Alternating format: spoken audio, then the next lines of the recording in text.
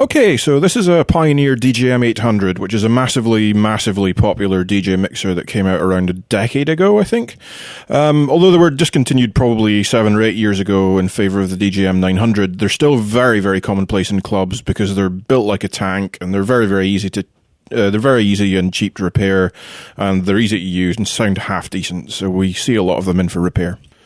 Now, repairing a Pioneer DJM800 is a lot like making love to a beautiful woman.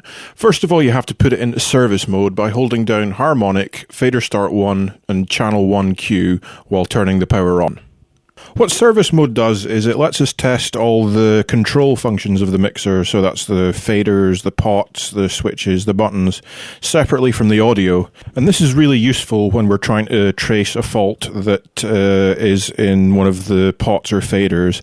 In this case, the reported problem was one of the faders isn't working, so we're going to look for that first. Also, the master volume apparently doesn't work either. Now, what I'm doing here is, as you can see, the lights on the EQ are lighting up in proportion to where the fader is. And that just kind of tells us, as I sort of wiggle it up and down, whether or not the fader might have problems. Now, you can see channel 4 here, as well as having a slightly loose knob. The lights are kind of flickering and not really working properly compared to where the fader should be. So yeah, there's something definitely wrong there. So, normally that just means it's dirty. There's a few scraps of dust in it. So I'm going to squirt some of this fader clean stuff called Deoxit D5, which is very good but quite expensive for what it is really. So you try and use it sparingly. Just a couple of squirts normally just fixes anything apart from the most dirty faders. And yeah, you just sort of work it in and then give it a final squirt. And then you're fine. After 2 minutes, you can turn the device on.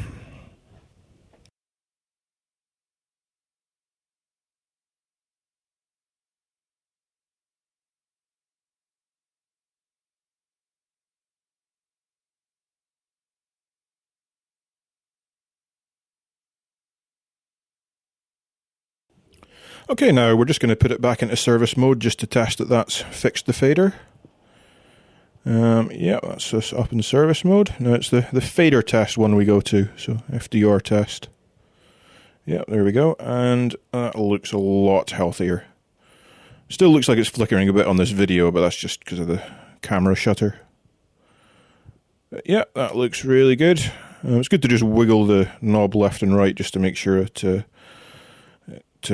we detect any problems with it. And that's just checking the crossfader as well, because we forgot to do that last time, but it seems fine. So that's one problem solved.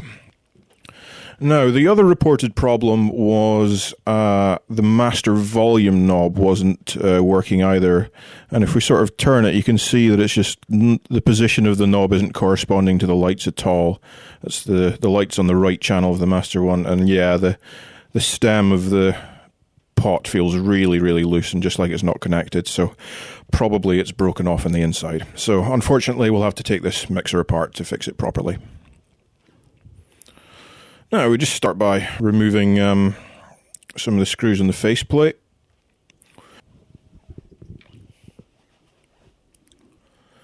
Now I have these little plastic box things for putting screws in, and I think they were like 100 for £1 from CPC or something like that. And they're really great just for keeping screws and like small knobs and stuff like that in. And they sort of clasp shut, so you know, if you ever have to sort of abandon a repair halfway through and then pick it up a few hours later, all the screws haven't gone everywhere. Alright, I'm going to speed up the playback for removing all the knobs from the top of the pot. I like to use a blunt flathead screwdriver to sort of prise them up. You've got to be careful not to scratch the paintwork, but it's pretty easy to use and it's a good one. And now I'm just getting a few screws I forgot to get last time. Okay, now faceplate comes off. First thing we need to do is remove the nuts from the top of the pots. Now luckily the master volume pot is on a separate circuit board along with the FX pots, the booth output volume and the balance control. And that'll make it a lot easier, because otherwise we'd have to remove every single nut from every single pot on the whole board, and that would be an absolute nightmare. But luckily, it's occurred in this section, so we only need to remove a half dozen. Okay, now we need to remove the screws from the circuit board on the other side. As you can see, that's the separate circuit board on the left-hand side there that I was talking about. First, you just need to pull out the flat flex cables. Got to be careful doing this because they're not indestructible, although, you know, they can take a bit of punishment. And it's actually much more... they're harder to get in than they are to take out, put it that way. But yeah, there's just a half dozen screws to take out on this board, and then we can remove it and see what sort of state the pot is in.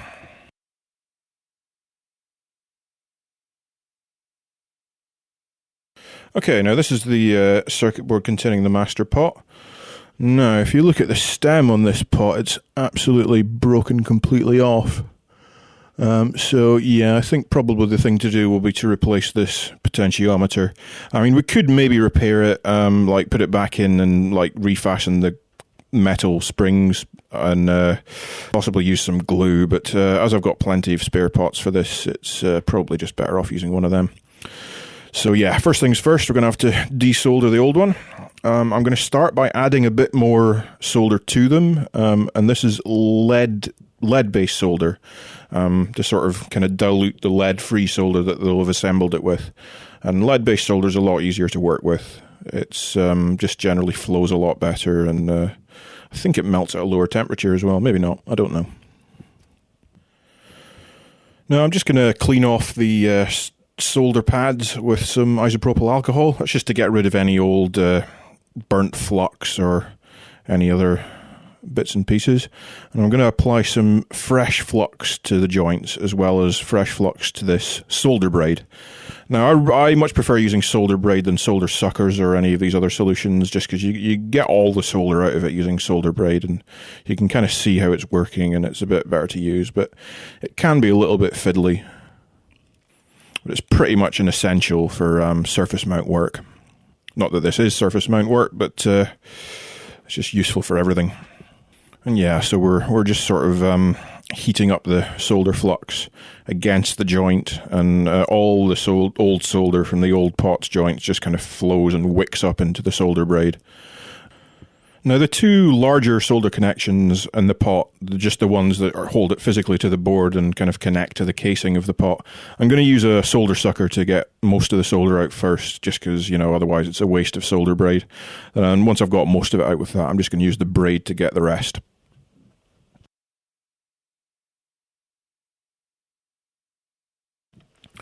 Okay, now we've removed all the solder, we can just pull the pot out from the other side. It's just coming away in parts just now, which is good. And yeah, looks like we've got nice clean solder pads, or at least they will be when I've cleaned them. Now, this is the same board out of another Pioneer mixer. It's actually one that got written off, and I think we just bought it off the guy for 100 quid. We've just been sort of using it for parts for other mixers for, I don't know, a few years now probably. And yeah, I'm just going to steal the booth monitor pot from this. So yeah, I'm just adding more solder to the joints again, just like before. Essentially, we're just going to do the same thing again, add more solder, suck it out with some wick and a solder sucker. And the good thing about this being a digital mixer is most of the pots are essentially interchangeable. This is because, unlike, for example, in an analog mixer where the treble, middle, and bass pots will be used actually as part of the EQ circuitry, and as a result, they actually need to be specific values. In a digital mixer like this one, all the pots are usually all the same value because all they're doing is telling the DSP what position the pot is turned to. Okay, now we've desoldered it. We have the replacement pot for the other board. So let's go and put it in. So these just have little clips on them that hold them in place, so you don't need to take them down or anything, and you just plonk them in the circuit board and solder them on the other side. It's really good. Dead simple. So yeah, once we've inserted it, we just solder the other side and we're golden.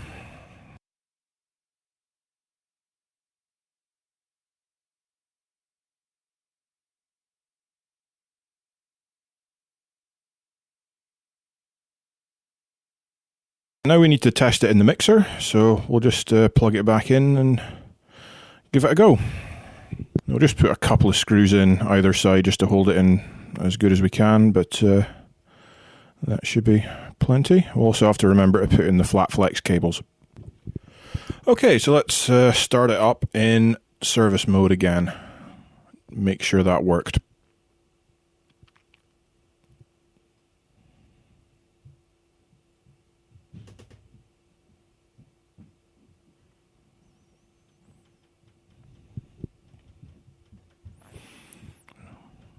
Alright, so go to the fader test screen. Volume test screen, rather. And yeah, that seems to be it. It's now got the full range of the pot and it's all working great. Now I'm just running through all the other tests in the service mode, just in fast forward because it takes ages. And essentially, yeah, it's just checking all the pots, all the switches, all the buttons, just to make sure they're all wired in and there's nothing wrong with them.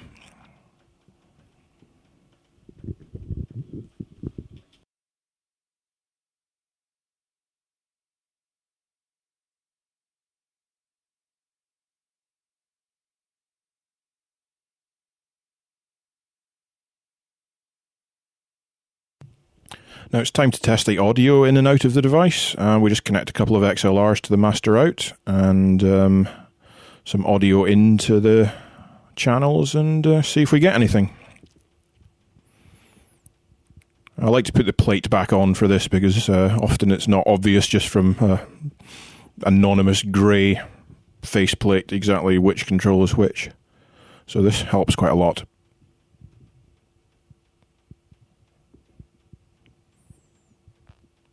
So yeah, we seem to be getting audio into channel 1, no problem there. If you look at the lights, they're flashing, so that all looks good. And yes, we have audio out in the master. You can't hear that, but yes, believe me, it's working. So yeah, now we just need to put all the screws back in.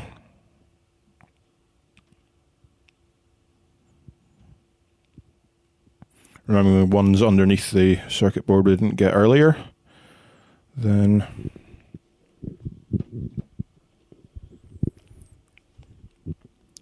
the nuts for the pots on the master and FX circuit board.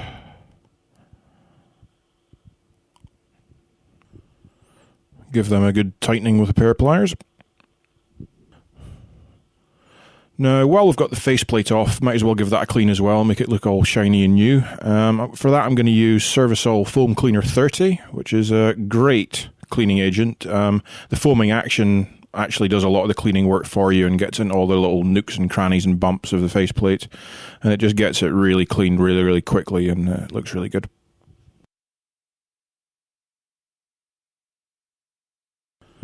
Now, after giving the faceplate a quick dry, we put it back on and screw it back in. This is usually where I discover I've got 5 leftover screws that should have gone in the inside and I have to take the whole thing apart again, but not this time.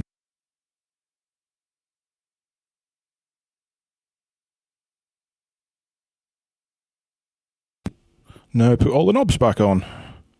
The first few times you do this, it helps to kind of Google a picture of the mixer so you know which knobs go where, but I've probably taken 100 of these apart by now, so I know exactly where they all go.